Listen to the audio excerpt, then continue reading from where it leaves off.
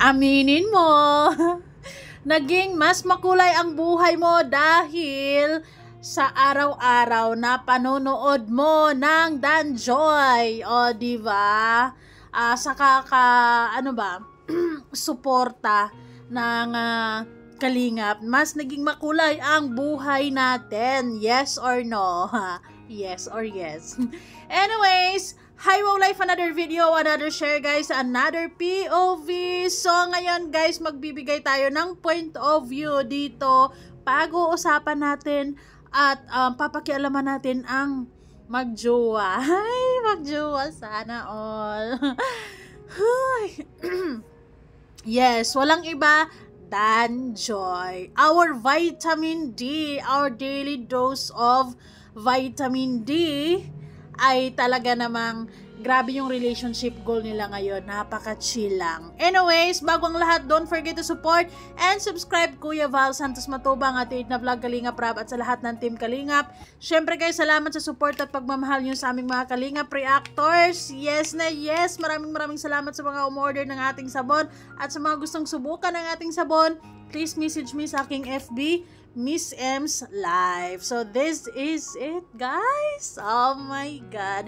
Ito yung picture na marami sa atin ang tumas ang kilay. O, diba? May mga nagustuhan, may mga hindi nagustuhan kay Joy. Hindi daw bagay kay Joy ang red lips. Pero this one proves na ay pak na pak, bagay na bagay, nabigyan ng hustisya. O, diba? At dahil sa picture na yan, feeling blessed indeed si Kalingap Dan. O, para bang siguro nung nakita niya tong posted dito sa Velvet Box na page, ay talagang mapapasabi ka talaga, Lord, what I did to deserve this beautiful lady. And legit din, ito yung nagbibigay kulay ng buhay ni Kalingap Dan ngayon and forever and always and forever. Ano daw?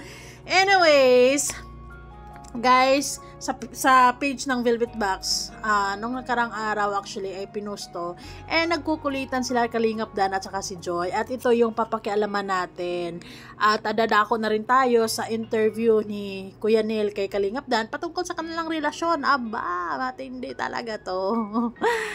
Hi. Sa picture lang din dito, sa picture na to actually, magfo-focus lang tayo. Marami dong tanong si Kuya Neil, pero dito tayo kung saan ay nagkukulitan ang dalawa at nahingi ng pasensya si Joy kay chairman kasi doon naman sila sa comment section nagkukulitan. And yes, para sa ating mga fans talaga namang it's our happiness kapag nakita silang nagkukulitan. Kasi napapansin ko kay Kalingap Dan kapag may mga times kasi na may mga hugot siguro na may mga quotes, may makulit na mga nababasa si Joy, tinatag niya si Kalingap Dan. And good thing si Kalingap Dan ay hindi KG. Talaga namang pinapatulan din niya si Joy. Ganon yung that's the sign of a matured relationship or chill. Walang, napakaganda ng relationship nila sa totoo lamang. So, this is it. You're beautiful. Yes. And ito, sinave ko talaga tong picture na to dahil jowa goals talaga ang dalawang ito. Kitang-kita nyo naman yung ngiti. Grabe naman guys, pasensyahan nyo na yung tiyan ni Kalingap Dan. Ay, sinave ko to guys. Grabe, gusto ko yung ngiti ni Kalingap Dan dyan at saka ni Joy. Grabe, napaka sarap lang. You're beautiful. You're beautiful. So, dito na nga tayo sa exciting part. Paraan, may nakita kasi akong post. Alin? Ano ba yun? Pero guys, bago natin totally papakialaman ang relasyon ng Danjoy, anong napapansin nyo kay Kalingap Dan as a boyfriend? Ako, of course, napapansin ko sa kanya yung pagiging matured, yung pagiging maintindi, napakalawak ng niya, pag-unawa kay Joy, lalo na si Joy ay nursing student, it's not easy, and yung schedule talaga, 'di ba? kumbaga talagang kumbaga literal na siya yung tipong tao na sinasabi niya ay andito lang ako, do your thing, and nakasuporta lang ako. Yun yung vibe na binibigay, ni Kalingap Dan eh. Napakahaba ng buhok ni Joy. Anong post? So, yung pala, Kalingap Dan, may nakita kasi ako nitong nakaraan. Parang post ng Velvet Box. Tapos, nakita ko yung pangalan ninyong dalawa sa comment section. Nako, grabe yung langgam. Nagkukulitan sila sa comment section, guys. Syempre, sa mga Danjoy fans ay sobrang masaya din, di ba? Kinukonsinti natin sila sa mga ganyang pagkakataon. Paminsan-minsan lang din naman yan, di ba? Kaya, okay na okay kapag nakita natin silang ganyan ka masayahin ng mga tao. Well, lahat silang dalawa naman ay smiling face. Sila yung tipong tao na parang hindi ka mahihiyang i-approach because ayun, smiling face. Comment nga si Chairman. Kaya nga guys, pakita ko sa inyo yung yung post ng Velvet Box. Ayan guys. Napakaganda. So, ayan yung post ng Velvet Box. Ayan Sinili pa. Babasahin ko dito Ayan si Joy Ano sabi? Proud yarn. Ay, nakakaloka. Well, kahit naman na siguro nasa sitwasyon ni Kalingap Dan, talagang thank you Lord ka talaga at feeling blessed ka talaga because Joy indeed is a beautiful inside and out. Ano sabi? Ito yung conversation. Nag-message si Kalingap Dan. Nag-comment. Oo, napawaw po si Kalingap Dan. Napawaw. Oo. Glenn Matubang, wow. Tapos sabi naman ni Joy, guys, in love ka na naman. parang hindi lang isang wishes na nakita ko yung anong yun na sinabi din Kalingap Dan na in love ka na naman, di ba? Ang ganda ng butterfly. Pambihira, bakit butterfly? Ang sabi dito ni Joy, Nag-reply. in love ka na naman. Pero may reply ko. May reply pa po dito si Kalingap Dan. Sabi niya, ay proud na proud ka pa talaga sa pagiging mo, bias mo dyan. Bakit butterfly? Well, sa bagay. Kumbaga si Joy ay nagbibigay butterflies. Ano daw? May singit lang. ang ganda ng butterfly. Butterfly kasi once na makita ka ng butterfly talagang ngingiti ka because butterfly is beautiful. Asan yung butterfly? Meron yan. Ayan no. Ayun yung butterfly. Ayan. Tinawanan ko yun. Tapos tinawanan din ito yung tapos nag-reply si Velvet. Si Velvet Box. Nag-comment, Glenn Matubang, ang dami na naman langgam dito sa page. Si Tito Jun, ito. Ano reply ni Joy? Ang sabi ni Joy, pasensya na Tito, miss lang talaga ako dyan. Bakit? Ay, talaga naman. Midnight snack is the key kapag hindi kayo magkita sa araw. Kasi busy si Joy, di ba? Midnight snacks, wag nang anuhin. Naman. Wag nang tiisin. Hindi na ba kayo masyado nagkikita ngayon? Busy. Medyo busy.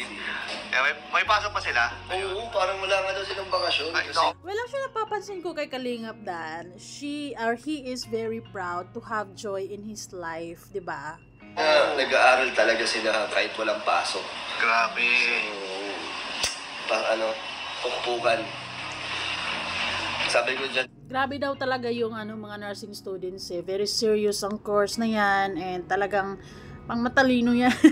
Kailangan mo ng matinding focus yan kasi syempre nursing yan kumbaga hindi basta-basta yung magiging yung profession na yan, hindi basta-basta. Nag-reply ako, sorry na po, Chairman. Sabi niya dito, sorry po, Chairman. Ay, namimiss ko. Ang dami dyan mga nag-comment din. Ang dami dito. Yes. kinokonsente ka ng mga Danjoy fans. Miss mo lang pala si Joy. Ikaw lang. Yes. Nagpapapansin lang. So, ayan. Ano ba nga? Busy pa ngayon si Joy? Busy pa, no? Nakakatuwa na kahit nasa simpleng pagkaganyan namin ni Joy is marami na natutuwa din at kinikilig. Kaya dami rin na napapasaya kahit sa simpleng, ngayon, ganyan lang, di ba? Syempre naman, Kalingap Dan, kasi nakakakilig yan sa amin dahil ang dating yan sa amin is, kumbaga, parang nararamdaman namin yung relationship nyo is okay, healthy, and yes, hindi ka KG. Nakakatuwa. Salamat. Tsaka totoo talaga. Masasabi ko na supportive, di ba? He is proud. Ganito kayo sa FB. Kinikilig ako dito. Nababasa mo rin minsan? Yung mga ganyan namin. Oo, gusto mo. Meron nga din si Alex. Napaka-comment na din siya. Kinikilig kami sa mga ganito. Si Emmy. Napaka-comment sila. Grabe yung pagkain nila mo, bro.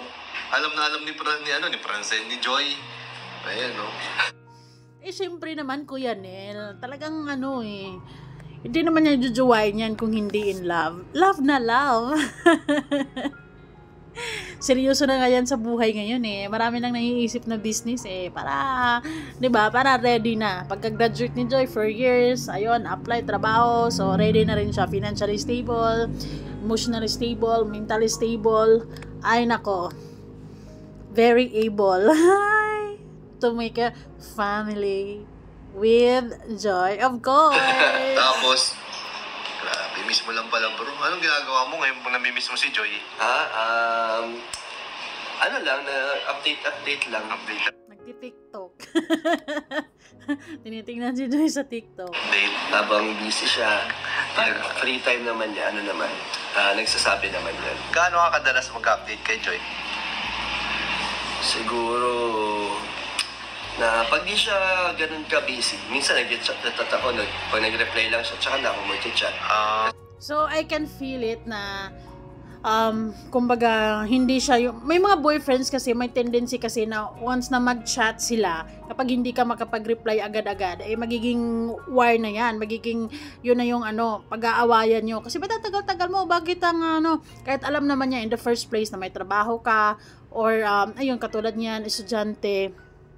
Pero here, si Kalingap Dan is, ipinapakita niya sa ating lahat kung gaano niya naintindihan or kung paano nila dinadala yung situations like lalo na kapag namimiss niya si Joy. Ang ginagawa niya is kalma lang, tiis muna.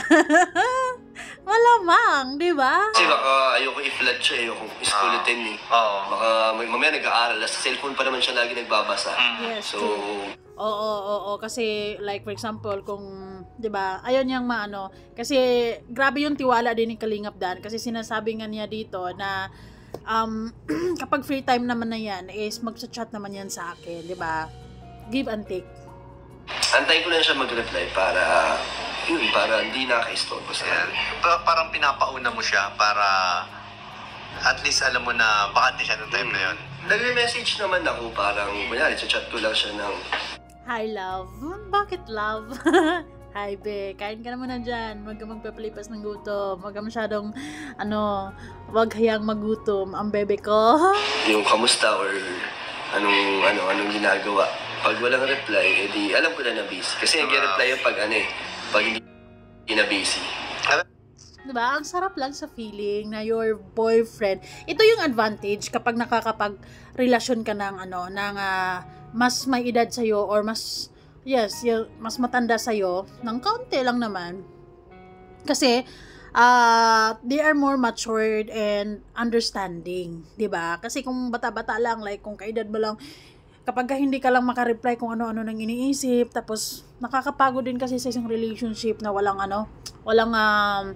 contentment or walang peace kasi lagi-lagi ka na lang magpapaliwanag, 'di ba? Kahit gaano mo siguro kamahal yung isang tao, kapag lagi-lagi ka namang magpapaliwanag, ay hiwalayan talaga ang ending niyo diyan. Dito sa relationship ni Kalingap Dan at saka kay Joy, dito mo maintindihan yung kung paano nila kung paano sinusuportahan ni Kalingap Dan yung pag-aaral ni Joy, and they have this sobrang pagtitiwala sa isa't isa. At syempre, pagmamahal sa isa't isa, 'di ba? Yung assurance din na kapag free ka, replyan mo yung message ko, ganun, para hindi rin ako mag-alala. That's it. That's how it works. Ang ganda ng relationship niyo, no? Parang Chill lang kami. Chill lang. Low-key lang, walang No pressure. No pressure. Very Ayan. calm. Yes. Grabe. So, Siguro kasi kaya no pressure and chill lang kasi they both know how they really feel each other, 'di ba? And sila, kontento sa isa't isa, mahal na mahal nila yung isa't isa, sobrang may tiwala. Talagang yun yung key ng kanilang relationship. That's why ganun ka stable lang, 'di ba? hey guys, kasama mo natin si Kalingap Dan. Maraming salamat, bro. Pinagbigyan mo yung aking short interview. Thank you, bro. Ayan, namimiss ka na kasi sa channel ko eh. Matagal ka na hindi nakikita. Sana marami pa. Ayun. Manood. Ayan. Marami pa ang manood. Siyempre. So, ayan lamang guys. Kayo, anong masasabi nyo sa pagiging boyfriend ni Kalingap Dan? And somehow, he is open naman kung paano nila nahahandle yung relationship nila, knowing na yes, they're both busy, pero mas busy si Joy. Kasi yung pagiging busy ni Kalingap Dan, hawak man niya yung time niya. Anytime, pwede siyang mag-stop or huminto para mga musta kay Joy, di ba? While si Joy naman, kapag nasa klase talaga, ay hindi pwede talaga. Kalingap Dan must willing to wait. And he is doing it. Hi, sana all. Anyways guys, salamat po sa inyong panonood. Babay na muna hanggang sa muli. Ayun guys, huwag kalimutan bumili ng ating sabon. Kung gusto nyo mang bakbak this year, i-push nyo na to. 55 pesos lang 100 grams, kaya sulit na talaga. And yes, talagang babalikan nyo yung sabon na yan. Hindi ka magsisisi. Thank you so much and babay na muna.